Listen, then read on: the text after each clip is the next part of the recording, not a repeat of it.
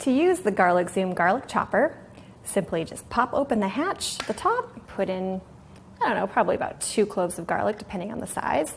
Close the top hatch. Roll back and forth. Depending on how much you roll, that's how fine it's going to be. Sometimes I also roll in my hand, depending on the counter surface. I find that that helps break it up nice and easily. So I'll just roll a few more times. I kind of tap it down.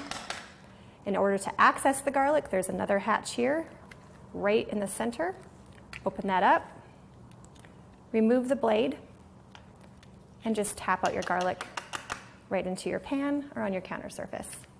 And also the great thing about this is you don't have to get your hands all mucky.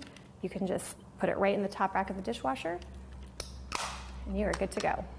There's also an XL version if you want to do more at one time. It's good for chopping garlic as well as herbs and shallots.